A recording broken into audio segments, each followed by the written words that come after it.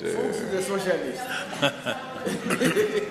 Member Msimang, I honestly accept your guidance and counseling on this matter, especially the urgent need for us to protect the buildings that were reclaimed. That is why I want to go on tender immediately. Just test the market and the appetite. And there are many people that we've just released the Gampepe Commission's report, and I'll urge members to read that report. That explains and unpacks the issue of hijacked buildings, the methodology and all these particular things, which goes against those that opposed us when we appointed the commission. The recommendation of that commission, the report of that commission, to me, it gives us an opportunity to reclaim and reposition our city. But I indeed welcome the ideas that you are putting on. Member folks, I will not negotiate with illegal people. If you are in a country illegally and you invade land illegally, we have no choice but to confront you appropriately. And that's our aptitude. If we have listened to other things selectively, I've always maintained that our approach is to do these things within the law. I've said it. And the reason why we're doing it at the time that we need to do it, you can give me an alternative time that you need to do it. But the time that we're doing it is because we're bringing all municipalities in our province for support. And municipalities during the day are doing their work. We all know that. And it's only at that time that they're available. And that's the maximum resources that we have. But we'll do it humanly. We've emphasized that point. But we can't fold our arms when our province is being turned into a shanty province. We'll never do that. And we'll never tolerate that. And any other person that intends to build informal settlements in our province, they must know that they will not receive flowers from us. We'll be merciless on this matter because they are deliberately jumping the queue and they are deliberately abusing the poor. We are not anti-poor. That is why there are still informal settlements in our province, that we support and provide relevant resources.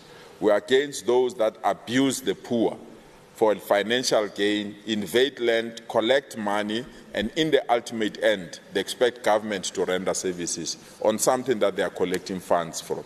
We are not going to allow that. And we are remaining firm on this matter. We're going to work with the Department of Human Settlement.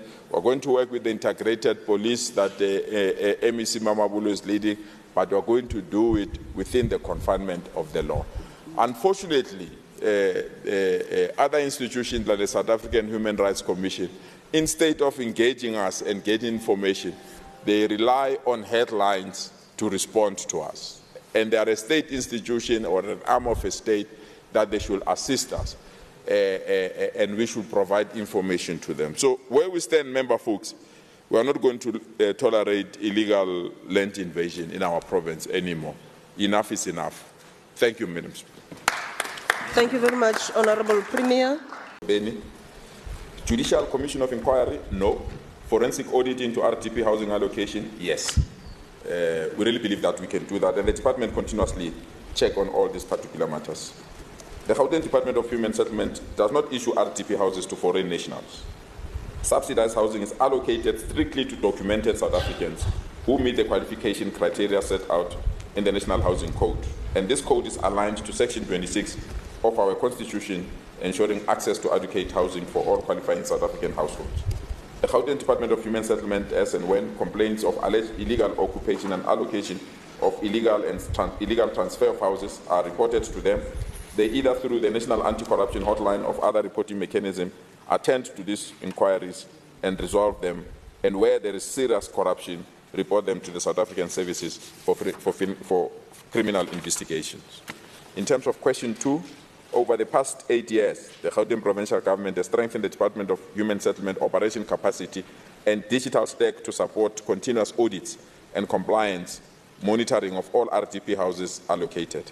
A key pillar here is the provincial e-government customer relation management platform, which serves as a single auditable case management system for complaints, fraud tips, inquiries, and compliments related to housing services.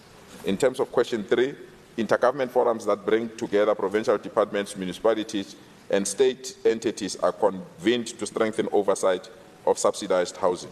There are joint allocations committees established in all municipalities to manage allocations and challenges that might ensure or advise where recommendations, possibly intervention is needed. The MEC also have their own discretion to attend to some of these matters. A critical part of this collaboration is the verification of rightful ownership and the prevention of premature or unlawful transfers of RDP stock, which municipalities must monitor through revenue collection.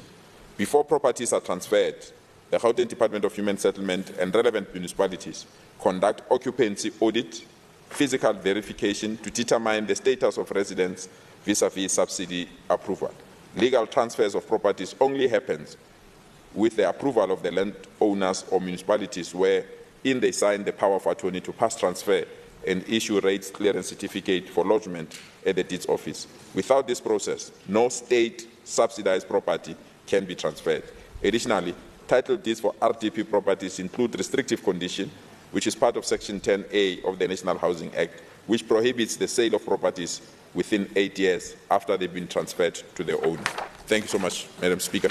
Thank you, Honourable Premier. Honourable Ngobeni, a supplementary question or short remark? Yeah, no, thank you very much, Speaker. We do welcome the commitment to say we can be able to do at least an audit.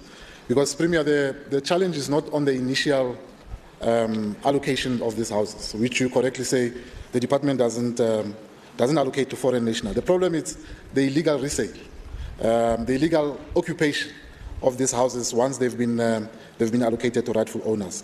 And as you say, you can be able to do something after. It looks like we are unable to proactively deal with the matter before it happens, and maybe the department doesn't have that particular capacity to be able to prevent this from happening, or at least to ensure that those that have concerns are able to raise them, firstly to the department, and then something can be done immediately afterwards. But most importantly, I'm glad that you say we can be able to launch that forensic audit. What I'm interested to know from you is when can we do it? Practically, is it possible that we can do that audit still in this financial year, or what is the Premier's thinking around it? Thank you very much. Thank you, Honourable Ngobeni. Honourable members, in terms of Rule 138 sub 7, I now open 4 additional supplementary questions or additional remarks by members who wish to do so. Ngobeni, I think your well wishes, I'll pass them over to the MEC to give us the implementation plan and the timelines, especially on those that we really believe that we need an intense investigation on them. Thanks so much.